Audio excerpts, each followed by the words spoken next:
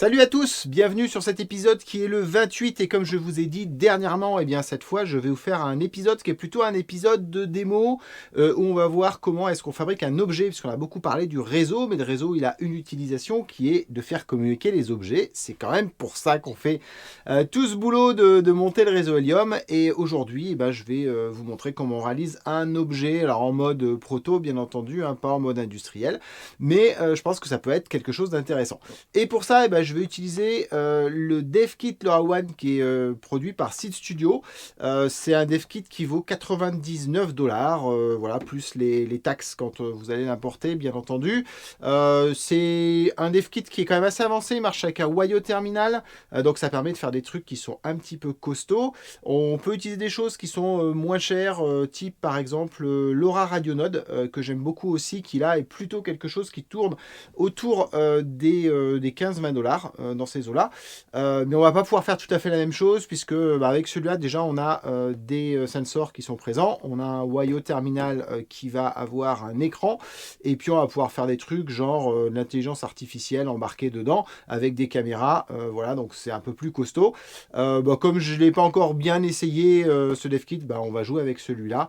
Mais ce que je vais vous montrer, en fait, ça sera applicable avec d'autres solutions comme celle-ci qui sont un petit peu moins coûteuses si jamais vous en avez besoin. Voilà, c'est parti pour cet épisode.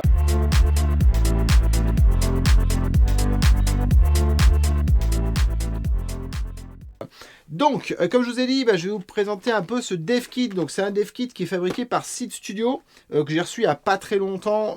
Et du coup, voilà, c'est l'occasion de le présenter, de vous en parler. Comme je dis, c'est super intéressant pour quelqu'un qui va vouloir attaquer dans l'IoT et qui a envie d'essayer des choses. Parce que, on va dire que 100 balles, c'est pas donné, mais ça reste quand même accessible. Il y a pas mal de composants à l'intérieur qui vont permettre d'avoir des applications qui sont assez diverses.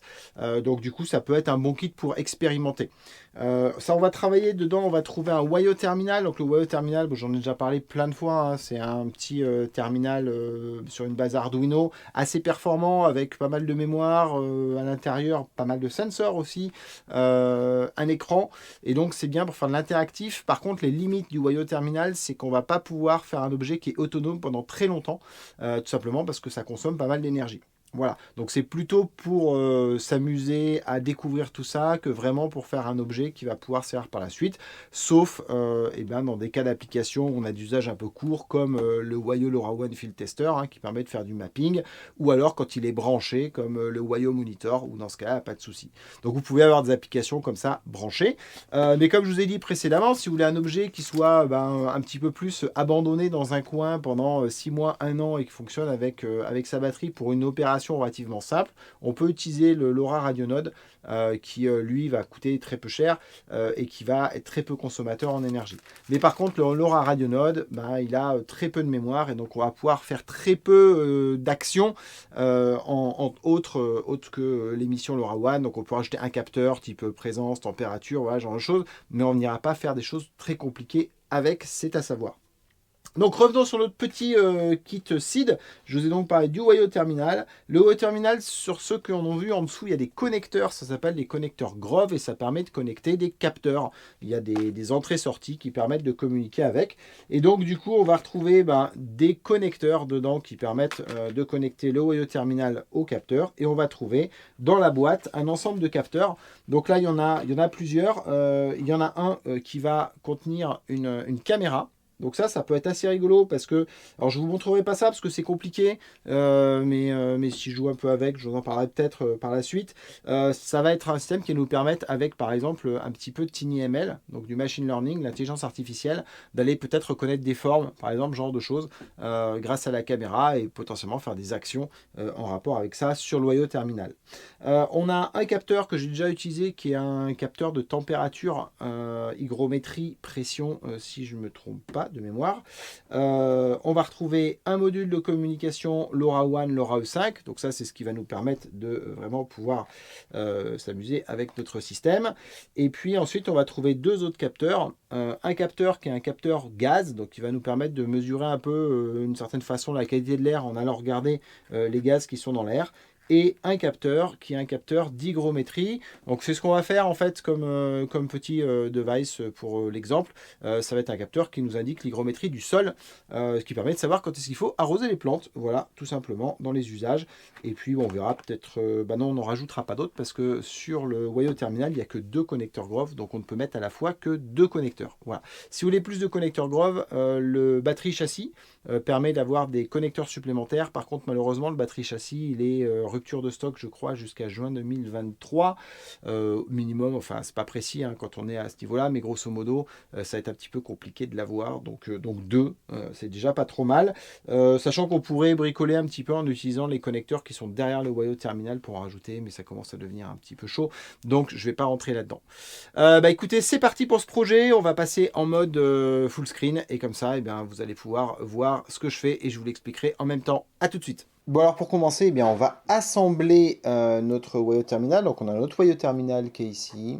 On a ici notre board pour faire du LoRaWAN avec sa petite antenne et on va venir mettre un câble Grove. Et donc on va connecter ce câble Grove directement sur le Wayo. Alors, on peut prendre n'importe quel connecteur parce que la librairie elle arrivera à le rechercher. Donc, je vais prendre le premier. Ensuite, il nous faut notre sensor qu'on veut tester. Hein. Donc là, on a dit qu'on allait tester le capteur d'hygrométrie. Donc on va venir le connecter sur le deuxième Grove, tout simplement. Et puis, on va venir brancher notre USB-C qui va nous permettre d'alimenter le Wayo Terminal, mais surtout de pouvoir le programmer ensuite quand on sera sur notre environnement Arduino. Voilà, et on est parti, on peut commencer à coder. Pour démarrer, on va aller chercher la librairie LoRaE5. C'est une librairie que j'ai construite qui va permettre de beaucoup plus simplement utiliser le module LoRaE5 que d'utiliser les commandes AT qui sont fournies. Donc on va aller sur mon GitHub. Le projet s'appelle 1091 LoRaE5 et on va télécharger le fichier zip qui contient la version actuellement la 1.0.0 mais qui peut évoluer. Ce package-là, ensuite, dans Arduino, on va aller le chercher, mais d'abord, on va commencer par configurer notre carte pour bien aller chercher une carte de type SID et de type Wayo Terminal. Une fois qu'on a configuré cette carte-là, on peut vérifier qu'on soit en master, il faudra qu'on configure le port tout à l'heure. Mais maintenant, on peut aller chercher donc la bibliothèque qu'on vient de télécharger en faisant ajouter une bibliothèque zip. Et là, on va aller chercher le zip qu'on vient de télécharger. Donc on va prendre ce zip-là, on va le charger et à partir de ce moment-là, la bibliothèque, elle est sur notre environnement Arduino. Ce qui va nous permettre de pouvoir accéder aux exemples dans lesquels on va trouver cette fameuse bibliothèque qui s'appelle 1091 LoRaE5 Library et sur lequel on a plusieurs exemples et on va prendre le simple uplink pour faire notre base de démarrage. Dans cet exemple-là, on va voir que il va nous falloir une information importante pour se connecter au réseau. Ça va être un DVI, API, AppKey.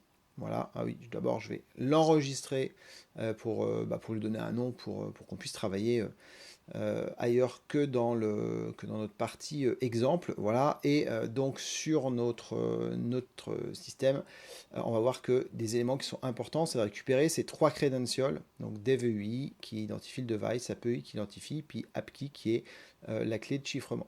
Au démarrage, on va ouvrir une console, ça va nous permettre d'afficher 3 choses. Vous voyez qu'il n'est pas utile de préciser où est le LoRaE5 parce qu'on a une fonction de discovery. Ensuite, on va faire un setup dans lequel on va indiquer la zone sur laquelle on veut communiquer et puis configurer nos credentials. Et enfin, l'exemple, tout simplement, toutes les 30 secondes, va envoyer un message en utilisant une fonction qui s'appelle sendSync, dans lequel on va indiquer les données qu'on veut envoyer et puis la vitesse et la puissance de signal. Et le système nous dira si tout s'est bien passé. Alors pour récupérer nos credentials, on va aller sur par exemple la console que j'ai créée qui s'appelle helium-iot.eu. Il va falloir qu'on crée un compte ou qu'on utilise un compte existant, mais si on le crée, on va cliquer sur Sign Up. Et là, on va devoir renseigner un email qui est le moyen de s'authentifier sur la plateforme. Et puis, bien entendu, derrière, il va falloir qu'on saisisse un mot de passe. Le mot de passe doit respecter certaines règles pour être valide. Et ce mot de passe-là, on va le répéter une seconde fois. Les points qui vont venir derrière sont le choix d'un tenant ou d'une organisation. Ça, c'est le nom de ce qui va rassembler l'ensemble de nos objets. On met ce que l'on veut dans ce champ-là. C'est un choix pour les reconnaître. Et puis, éventuellement, on pourra avoir un coupon code. Ça va arriver, entre autres, pour des étudiants. C'est ce qui va leur permettre d'avoir un peu plus de connectivité que ce qui est offert gratuitement par la plateforme par défaut. On va cliquer sur s'enregistrer. À partir de ce moment-là, il va y avoir un mail qui va être envoyé, qu'il faudra valider. Et quand ceci sera fait, on pourra se loguer donc avec les credentials que l'on a saisis. Donc là, on va revenir sur la page de login, rentrer les informations et atteindre la console. Dans cette console-là, on va retrouver notre org name ou tenant name. Là, je lui ai donné un nom différent. On va retrouver nos crédits de communication. Donc, par défaut, sur un compte standard, c'est 500. Et puis, on va retrouver donc notre tenant qui va contenir des applications qui, elles-mêmes, vont contenir des objets. Donc, si on veut rajouter un objet, il faudra commencer par ajouter une application à laquelle on va donner un nom qui, quelque part, en relation avec ce que l'on fait, mais qui est peu important. Et dans cette application, on va pouvoir maintenant rajouter des devices, donc des objets. Alors, pour l'ajout d'objets, on va devoir fournir des informations comme un device profile, c'est-à-dire la configuration technique de l'objet. Cette configuration, elle dépend entre autres de la radio, donc de la zone dans laquelle on est. Donc on va simplement lui donner un nom, toujours en relation avec les objets que l'on va déployer. Et puis, on va ensuite aller choisir une région de communication, donc EU 868 pour l'Europe, qui indique qu'on fait du 868 MHz. Potentiellement, on peut avoir donc d'autres régions si nos objets sont ailleurs, mais on peut avoir des sous-régions. Donc dans le cas du EU 868, on n'en a pas. On choisira la version de LoRaWAN. Par défaut, le 1.0.3 fonctionne très bien. Et puis, on a un autre paramètre qui peut être intéressant, c'est le keep alive, c'est-à-dire en fait tous les combien de temps on espère avoir un message qui permet de garder un état de l'objet pour savoir s'il est actif ou non. Donc une fois qu'on a fait cette configuration, on peut ajouter notre device. Pour ça, on va lui donner un nom. Donc encore une fois, on va essayer de trouver un nom qui représente quelque chose, mais peu importe. On va choisir un device EI, on peut le choisir de façon aléatoire, comme je viens de faire. Pareil pour le join EI ou application EI, il peut avoir différents noms. Et puis le device profile qu'on a créé, voilà, s'il y en a plusieurs, on va choisir celui qui nous intéresse. Et à partir de là, on va pouvoir créer notre objet. Il va rester un dernier credential puisqu'on est en mode OTAA qui est l'application key. Et là encore, on va choisir de façon aléatoire une application key pour cet objet. Donc là, on a tous nos credentials qui sont initialisés pour notre objet. On va donc maintenant pouvoir les utiliser à l'intérieur de notre logiciel pour finalement que cet objet utilise ces credentials-là et donc soit reconnu côté Chipstark. Donc pour faire ça, on retrouve donc nos trois champs d'API, API, AppKey. On retrouve les informations sur la plateforme, à part que l'API s'appelle JoinEI, mais comme je dis, c'est la même chose. Et on va pouvoir sélectionner le DAVEI. Alors celui-là, c'est pas le plus pratique parce qu'on est obligé d'aller sélectionner, comme vous avez vu en haut, la version texte. Et on va la copier-coller et on va rajouter 0x et puis une virgule entre chaque octet. Voilà, de façon à récupérer les informations. Majuscule, minuscule, hein, ça n'a pas d'importance puisque ce sont des valeurs numériques. Mais on va faire cette petite opération un petit peu fastidieuse. Pour le join EI, ce sera plus simple. On va copier en exarray directement, puis on aura juste faire un copier et un coller pour aller récupérer l'information. L'OTA key, de la même façon, on va aller faire la copie en exarray. On va aller sélectionner le champ. Là, c'est un petit peu compliqué parce que du coup, l'écran ne fait pas toute la taille. Mais voilà, on va effacer, puis on va coller les informations. Donc voilà, là maintenant, notre objet à la configuration réseau qui fait qu'on va pouvoir l'utiliser. Donc une fois que j'ai complété mes DAVEI, API, AppKey, je peux compiler notre exemple de démo, vérifier que tout se passe bien, et donc là, comme vous pouvez le constater, ça marche. Une fois que notre objet est configuré, on voit que quand on lance, il va se connecter au réseau. On reçoit donc le join request qui est la demande de connexion. Le réseau répond avec un join accept pour que l'objet récupère donc son dev adresse et puis qu'il puisse continuer à communiquer. Ce qui fait que à l'instant suivant, donc 30 secondes, je vous rappelle, dans le code, on va recevoir les premières données. Donc avec une donnée data up qui remonte et puis on va avoir un acquittement qui est le data down qu'on voit. Donc ensuite, si on regarde dans les events, on va retrouver le contenu de nos données. Donc ici 00, puisque mon objet est en l'air. On va pouvoir, en cliquant sur Frame Analysis, avoir un petit peu plus d'infos. Par exemple, voir quelles sont les antennes qui ont reçu ces trames-là, revoir l'historique des informations. Puis on pourra revenir sur Chipstark pour retrouver nos informations. Là, on voit qu'il y a un deuxième message qui est arrivé. Alors maintenant, on va regarder notre capteur, qui est notre capteur d'hygrométrie. Vous voyez qu'on a deux ports Grove. Donc tout à l'heure, je l'ai connecté sur le port de gauche. J'ai plutôt bien fait par rapport aux connecteurs qui sont accessibles sur, sur ce capteur-là. Donc vous voyez qu'on va utiliser le fil qui est plutôt sur la droite, et puis là ça nous indique en fait si on a des valeurs qui sont envoyées entre 0 et 300, c'est qu'on est sec, 300, 700 c'est que c'est humide, 700, 950 c'est qu'on est dans l'eau. Voilà, grosso modo, en sachant que les valeurs qui sont renvoyées sont entre 0 et 1024 quand on va faire une lecture sur un convertisseur analogique numérique, et donc ce sera A0 ici sur lequel on va aller lire la valeur envoyée par le capteur. Donc maintenant on va pouvoir faire le petit bout de code qui permet d'aller récupérer ça.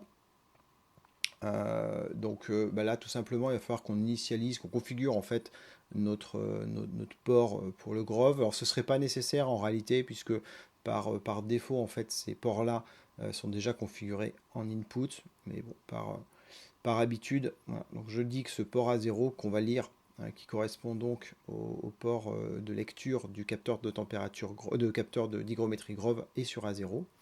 Et donc en fait, derrière, on va aller lire ce capteur-là. Donc pour ça, on va utiliser une fonction qui va s'appeler analog read, qui renvoie une valeur entre 0 et 1024. Donc je la stocke dans un entier sur 16 bits qui est non signé. Et on va faire un analog read donc de A0 qui est le port qui nous intéresse. Cette valeur-là, pour faire un test, tout simplement, on va l'afficher. Donc je vais l'afficher sur le moniteur série, ou la console, comme vous voulez. Donc voilà, donc j'affiche l'hygrométrie, on va afficher la valeur tranquillement. Et puis, ce qu'on va faire ensuite, c'est que je vais couper en fait ce qui dans le code fait une émission radio, puisque pour l'instant notre device n'est pas pending. Et puis comme ça nous permet aussi d'accélérer un peu le processus, puisqu'on ne doit pas émettre tout le temps en fait sur le réseau LoRaWAN en Europe. On doit respecter un duty cycle, c'est-à-dire un temps de repos entre deux messages émis pour que les autres puissent parler. Et donc par défaut là j'ai mis une pause de 30 secondes, même si faut voir, on peut peut-être faire un petit peu moins, mais là pour faire des tests et vérifier que ça fonctionne comme on veut, j'ai décidé de faire plutôt une attente qui va être sur 1 seconde. En fait, donc le principe sur Arduino, c'est qu'on va exécuter la loupe en boucle, comme son nom l'indique. Et donc là, notre programme, en fait, toutes les 1 seconde, il va aller lire la valeur qui est sur notre capteur d'hygrométrie. Donc ça, je le compile. Et puis, pour qu'on voit ce qui se passe, une fois que ça va être... Alors, oui, là, je le compile et on voit qu'il a du mal à l'envoyer sur le boyau terminal parce que j'ai oublié de faire une petite chose. J'ai oublié d'indiquer le port sur lequel on a trouvé le boyau terminal. Donc, il faut être dans port. Et voilà, on voit qu'ici, on a le boyau terminal. Donc, je configure le port. Une fois qu'on l'a fait, ça reste configuré par défaut, on va dire. Mais la première fois, c'est une petite erreur qu'on a souvent. Donc là, c'est envoyé sur le boyau terminal, dont on voit ce qui va se passer sur la fenêtre. Alors, au démarrage, il y a quelques secondes, parce que le système va chercher le module LoRa 5. Donc, comme on est en mode recherche, il faut qu'il fasse plusieurs essais. Et puis ensuite, il démarre et donc on voit la valeur hygro qui apparaît. Donc on a vu que c'était des valeurs entre 0 et 1024. Là, on est vraiment très bas parce qu'en fait, mon capteur, il est dans l'air. Donc il n'y a pas d'humidité, enfin si ce n'est l'humidité ambiante de l'air. Et puis voilà, là je le mets dans un verre d'eau, donc vous voyez que d'un seul coup on passe à des valeurs beaucoup plus importantes, puisque dans le verre d'eau on atteint à peu près 600. Alors vous remarquez aussi que c'est pas tout à fait ce qui était donné par la spec, qui elle nous disait que normalement c'était au-dessus de 700 quand on était dans un verre d'eau. Mais bon, voilà, ce truc-là n'est pas très précis, c'est ce qu'il faut savoir et c'est normal. Là vous voyez, 110 c'est quand je le pose sur mes doigts qui sont humides, et ensuite quand je le remets dans l'air après avoir séché, on retombe sur des valeurs qui sont très faibles. Donc voilà, ça nous permet donc de savoir, d'avoir une idée de l'hygrométrie, pour arriver à remonter cette information. Donc si on le mettait dans la terre, on aurait du coup une information intéressante. Alors je vais ramener ça sur une valeur entre 0 et 100. En gros, l'idée c'est que ça puisse tenir sur un octet, donc sur une valeur entre 0 et 256. Donc pour prendre un petit peu de marge, je vais ramener ça sur quelque chose qui va être a priori entre 0 et 100 en divisant par 6, tout simplement. On va faire une opération très compliquée. Et donc maintenant, on va avoir quelque chose qui se retrouve dans ces valeurs-là. Ce qui ensuite va nous permettre de le mettre dans un octet de données pour pouvoir l'envoyer sur le réseau. Donc on a grosso modo fini notre petit programme. Vous voyez, très simple. Il va falloir ensuite qu'on rajoute la partie connectivité sur Helium. Donc on teste bien entendu pour vérifier que ça fonctionne. On a toujours quelques secondes à attendre le temps que le système détecte le LoRa E5, et ensuite vous voyez que cette fois quand on est dans l'eau on a des valeurs qui sont autour de 90-91. Voilà, et puis quand on va le ressortir, on a des valeurs qui sont autour de 0. Du coup, donc exactement ce qu'on avait prévu d'avoir. Donc rien de très compliqué pour l'instant dans ce qu'on a fait. Donc maintenant, on va pouvoir passer à la partie d'émission sur LoRaWAN. Donc on va réactiver le code de transmission. Vous voyez que il faut qu'on passe les données dans un champ qui est data. Donc pour ça, on va enlever le délai qu'on avait mis et il va falloir ajouter la valeur igro dans le premier octet de data. Vous voyez, au passage, data, je l'ai changé pour qu'il n'y ait plus qu'un seul octet dedans. Donc j'enverrai qu'un seul octet de données puisque c'est la seule chose que j'ai à transmettre. À partir de là, on va recevoir sur ChipStark cette fois des données qui correspondent à notre capteur. Donc on voit qu'ici on a une donnée 1E, donc 30 qui est remontée, puis on a 00 qui est remonté après. Donc on voit quand on va mettre notre capteur dans l'eau, dans l'humidité, des valeurs différentes qui montent. L'idée maintenant, c'est d'interpréter ces données-là, et pour ça, on va utiliser un codec. Le codec va nous permettre de décoder en fait ce qui est reçu de l'objet pour lui donner une signification. Et donc on va pouvoir créer une fonction JavaScript qui va décoder l'information. Donc il y a un squelette qui est créé, qui nous dit qu'en entrée il y a input et que cette structure input elle contient un champ byte qui est un tableau en fait des octets qui sont envoyés par notre objet. Donc ici nous on a un seul octet qui est envoyé dans l'objet, qui était l'octet du byte 0, qui contient notre hygrométrie.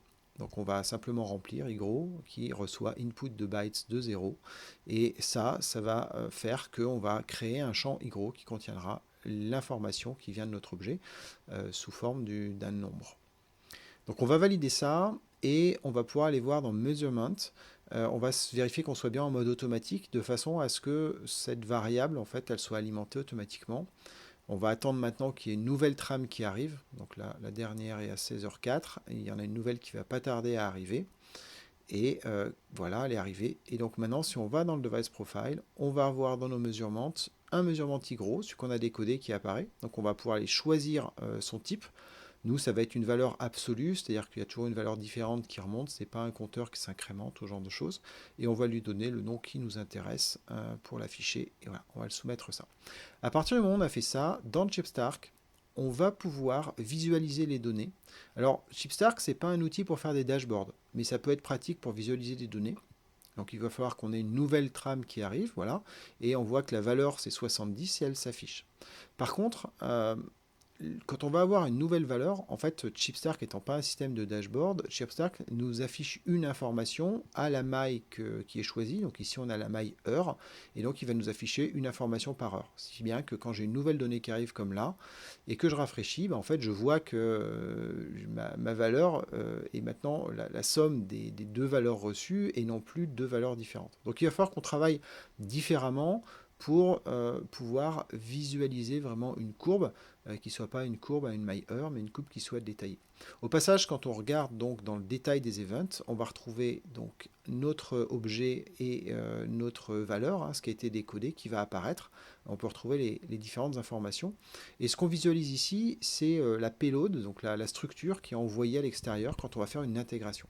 Là, on va s'intégrer avec une plateforme qui s'appelle Tago.io et qui va nous permettre de créer des dashboards. Donc sur Tago, on va soit s'inscrire si on n'a pas de compte, soit utiliser un compte existant, bien entendu. Et cette plateforme-là, on va connecter notre objet pour faire des dashboards. Là, vous avez un exemple d'un capteur qui est un capteur qui surveille un jardin. Donc il y a aussi de l'hygrométrie. Vous voyez que là, on a des courbes qui évoluent dans le temps. Alors pour ajouter un capteur, on va faire ajouter un device et on va choisir un device qui vient de ChipStark, donc une intégration avec ChipStark. Donc on va choisir ce type d'intégration pour aller avec. On va donner un nom à cet objet et on va identifier cet objet et ce qui est appelé ici serial number, en fait ça va correspondre au device ID qu'on a choisi précédemment. On peut choisir un stockage, un type de stockage de données, on peut prendre l'un ou l'autre, on a peu de données donc potentiellement on peut prendre le Manage Data Optimize sur lequel on peut faire des modifications. Alors notre serial number, on va aller le chercher sur ChipStark, on va récupérer du coup notre device EI, comme on avait fait précédemment, voilà, en faisant simplement un copier-coller. Là pour le coup, on va l'utiliser sous forme de chaîne de caractères, donc on n'a pas besoin de faire beaucoup de transformations, il suffit de le coller, et ça va être les informations suffisantes pour créer un objet. Donc on a un objet qui est déclaré dans ChipStark et qui émet des données, on a un objet qui est déclaré dans Tago.io, et il va falloir qu'on fasse le lien entre les deux. Donc pour ça, il va falloir qu'on fasse une intégration, et pour ça, il va nous falloir une clé d'authentification. Donc cette clé d'authentification, on vient de la créer. Voilà, on va faire générer. On va lui donner un nom. Elle va être spécifique pour notre intégration là. On peut bien sûr réutiliser potentiellement une qu'on a déjà créée. On l'a créée. Et on va pouvoir la copier et la coller. Alors, ça, c'est un élément de l'intégration. Pour faire une intégration, il va falloir regarder la documentation. Si on cherche un peu sur Google, intégration Tago.io, ChipStark, on va tomber sur cette page-là. Et cette page-là nous dit que pour faire communiquer les deux, il faut qu'on fasse une intégration HTTP. Et finalement, on voudra que ChipStark, à chaque fois qu'il reçoit une donnée, il le pousse vers une URL particulière qui est indiquée et qu'il ajoute différents headers qui sont l'autorisation et le content type de façon à ce que ça puisse être ingéré correctement du côté de tago.io. Donc on va simplement pouvoir lancer la création de cette intégration, et une intégration elle se fait pour un ensemble d'objets, donc elle se fait donc dans une application. Donc on va aller dans application, on va choisir l'application qu'on a créée et on va aller dans intégration. On a différents types d'intégration possibles.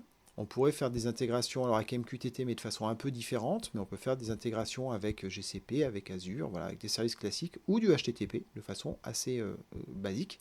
On va choisir qu'on intègre une payload JSON, c'est-à-dire grosso modo l'objet tel qu'on l'a vu tout à l'heure. Cet objet JSON, il va être envoyé vers une adresse de notre choix. Donc là, c'est l'adresse sur tago.io, mais ça pourrait être n'importe quel service que vous avez vous-même créé. Et puis, on va rajouter des en-têtes. Et là, encore une fois, c'est libre, mais tago.io nous demande une en-tête d'autorisation. Ça, c'est pour s'authentifier. Et une en-tête qui indique qu'on est sur une payload de type JSON. Donc, on va aller chercher notre autorisation. On va rajouter le header autorisation. Et on va venir mettre la valeur que l'on a récupérée dans tago.io. Donc ensuite, il faut qu'on rajoute un deuxième champ. Ce champ, c'est le champ Content Type de type Application JSON, puisque c'est le format de l'objet qui va être envoyé. Donc on va rajouter ce champ-là, un classique, Content Type et Application/JSON. Et à partir du moment où on va avoir validé cette intégration, tout nouveau message qui va arriver de cet objet va être poussé vers l'URL qu'on a indiqué. Donc là, on peut aller sur l'objet et regarder le Live Inspector qui nous permet dans Tago de voir l'arrivée des messages et le décodage des messages. Donc on va attendre qu'un nouveau message arrive. Donc je vous rappelle que c'est à peu près toutes les 30 secondes.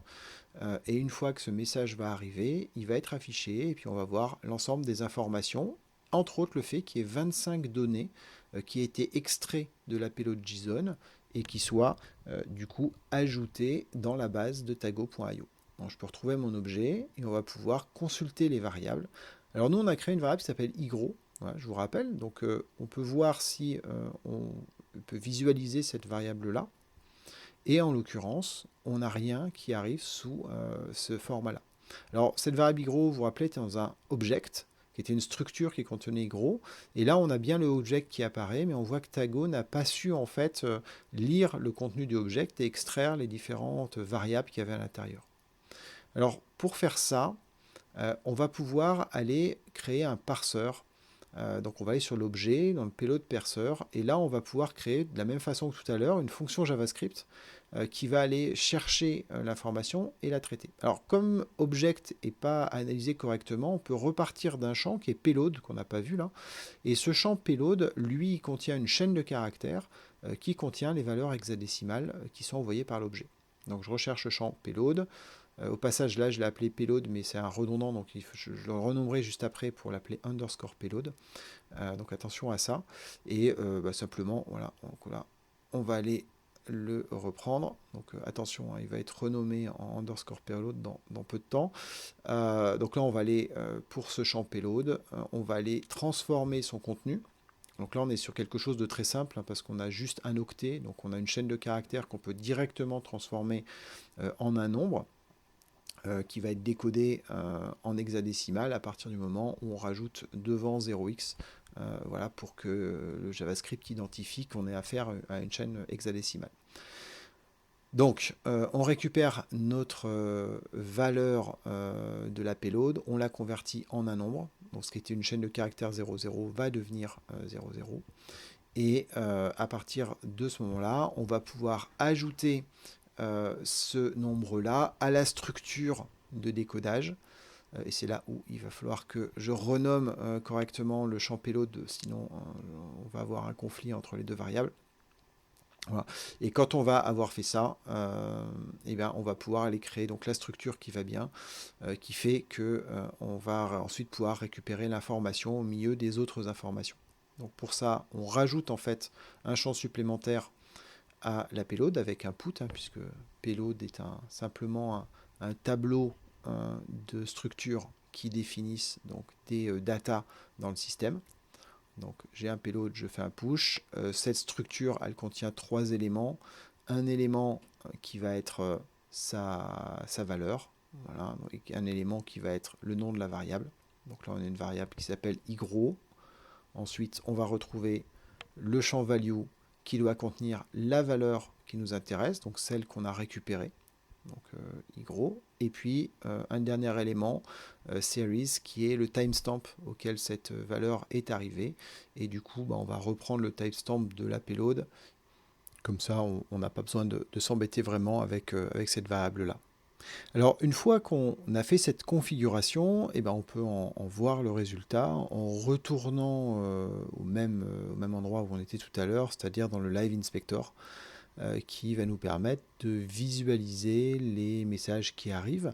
Et donc si on clique sur le message et sur les 25 données, enfin qui sont 26 du coup maintenant, on voit donc notre variable supplémentaire, igro, qui va s'afficher avec la valeur qui a été décodée, qui cette fois est bien une valeur numérique. Voilà. Donc, ce qui veut dire que derrière on va pouvoir la traiter pour afficher des informations. Alors de la même façon, bon, là on avait 0, donc c'est pas forcément hyper parlant pour être sûr que ça marche. On peut attendre de nouvelles valeurs, et cette fois en plongeant le capteur dans l'eau, on va pouvoir avoir une valeur qui est différente de 0. On va pouvoir donc visualiser une valeur qui maintenant est donnée 76, et on est bien sur un décodage hexadécimal. Donc on a notre donnée. Si on retourne dans le bucket, on peut visualiser ça. On peut refaire la recherche qu'on faisait tout à l'heure. igro donnait rien précédemment. Maintenant, vous voyez que igro nous retourne des informations. On voit nos valeurs qui s'affichent. Donc ça, c'est lié à notre décodage. Et donc, on va pouvoir maintenant créer notre dashboard, auquel on va donner un nom encore très original. Et dans ce dashboard-là, on va pouvoir ajouter un widget. Donc on a différents types de widgets en fonction de ce qu'on veut représenter. Moi, je vais simplement utiliser un graphique. On va sélectionner le device qui est notre device qui s'appelle igro, notre variable qui nous intéresse qui s'appelle igro aussi, et voilà, notre widget est initialisé. Notre widget, comme vous pouvez le voir, il représente bien toutes les valeurs par rapport à ce qu'on a vu tout à l'heure, et il va se mettre à jour de façon dynamique à chaque fois qu'une nouvelle valeur va arriver dans le système. Donc on a un dashboard tout à fait opérationnel maintenant. Alors maintenant on peut se rajouter une alerte, puisque le but c'est d'arroser les plantes. Donc on va se créer une alarme. Et donc cette alarme, on va l'associer à une variable. On va dire sur quel email on va envoyer l'alerte. On va mettre un titre qui nous permet de savoir de quoi il s'agit. Et donc ensuite, on va pouvoir créer notre action en indiquant finalement ce que l'on veut, donc les conditions. Donc on veut que notre objet igro, il ait sa variable igro qui soit inférieure à 50. Et puis, eh bien, on veut qu'il se réarme en fait pour le prochain alarme quand on a une donnée qui redevient supérieure. Attends, je vais plutôt mettre 40, comme ça on va mettre un peu plus d'espace qui devient égal à 60. Donc en gros, quand on va passer en dessous de 40, ça enverra un mail.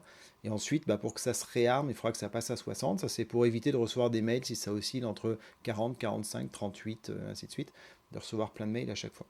Voilà, donc notre alarme, elle est créée. Donc maintenant, automatiquement, les infos vont remonter. Voilà, puis on peut voir, là si je remets dans l'eau, on va voir que ça va remonter, on voit que notre dashboard marche. Bon vous voyez, c'était pas très compliqué d'arriver jusqu'au bout à se faire un dashboard complet avec Helium et avec du coup le Weo Terminal et ce petit kit plutôt pas mal pour démarrer.